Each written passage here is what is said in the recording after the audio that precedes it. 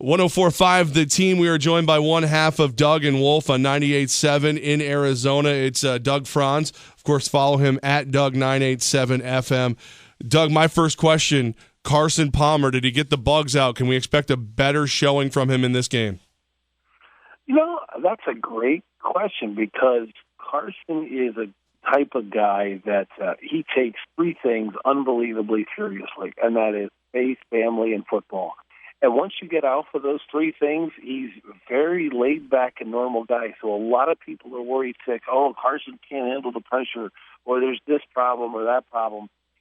Carson doesn't really operate like that. It drives him crazy that he didn't look good. He understands that.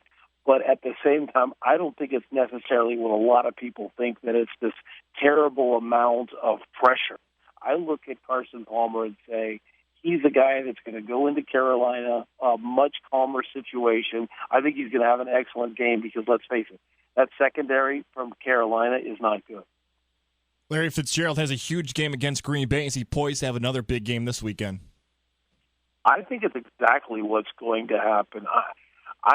I'm really careful about looking at this game because I know it's strength versus weakness and weakness versus strength on each side of the ball for both teams. And I'm looking at the Carolina secondary. We all know Josh Norman is good, but everybody else is either hurt, been signed for half the season, wasn't employed last year, already retired, something like that. So the key of this game is Larry Fitzgerald going to have a big day. It's going to be, can they protect Carson? If the answer is yes, the Cardinals might win this game by 20. If the answer is no, then this is the last game of the year for the Cardinals. Either way, Larry has a big game, but the key question is Carson Palmer still standing after every play. So, Doug, is it fair to say the biggest matchup of this game is the Cardinals' offensive line versus whatever comes at them?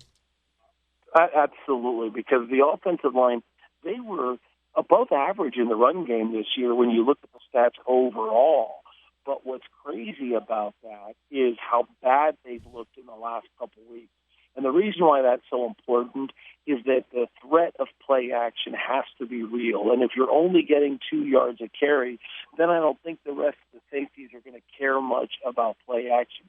But the defensive backfield for Carolina, they do not have the weapons to be able to stand up with all of the offensive firepower on the outside that the Cardinals have.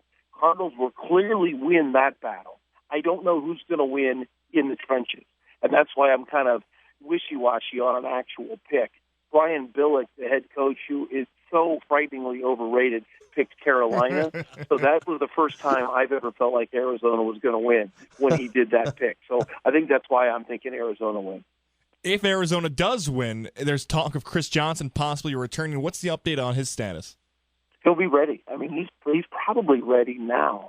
But since he was on season-ending IR, eligible to return, that eligibility isn't up yet. But health-wise, he would be ready to go on Sunday. It's just more of the CBA actually keeping him out. So he'll be more than ready for Super Bowl 50 if the Cardinals make it that far. Doug Franz from Doug and Wolf on 98.7 in Arizona. Doug, I know you said you're hesitant to make a prediction, but as you know, in this industry, I have to force you to make one. It's so tough to make a pick because I know it's all about whether or not they protect Carson. And if they do, this is an easy pick. And if they don't, it's an easy pick. But I do have a feeling that the Jared Allen injury is going to affect them. So I think Carson's going to get hit a couple times, but not enough to have him start forcing throws and making bad decisions like he can do when he's pressured sometimes. So I'm going to take Arizona winning, and I think it's going to be, I would actually say, reasonably comfortable lead. I don't think it's going to be a blowout necessarily because Carolina has too much ball control, too much time of possession to eat up enough clock. And with the weather being a factor, I think it'll be hard to put up really chunk points, but I think Arizona's going to win. Doug, you bring up a great point with the weather. I almost forgot to ask you this. There's a report that the Cardinals are not changing their travel plans, that they're going to get there sometime late tomorrow? That's correct. They were thinking about flying in today. And they actually, here's how the Cardinals travel. A lot of people don't realize this. Arizona is the last state without daylight savings time. The way we figure is we've got enough daylight. Why should we save any? So during the summertime, whenever there's an East Coast game, the Cardinals always fly out on Friday because it's a 3-hour difference, and they want to be able to get their body clock reacclimated. But when it's a 2-hour difference, once everybody on the East Coast sets their clocks back, now we're only 2 hours behind you, and they don't feel like that's so big that they need to leave on a Friday. So the team is used to now over the last 2 months of leaving on a Saturday, and the storm is supposed to be brutal today and brutal in the morning tomorrow, but most of the airports are saying it should be cleared up. And remember, players don't fly commercial. They're all flying on a charter plane, so they'll have priority landing. They don't think it's going to be an issue, so they're comfortable landing Saturday afternoon in Charlotte. Very, very good information, as always. Doug Franz, one half of Doug and Wolf, 98.7 in Arizona. Doug, thank you so much for your time, and hopefully I'll see you in San Francisco.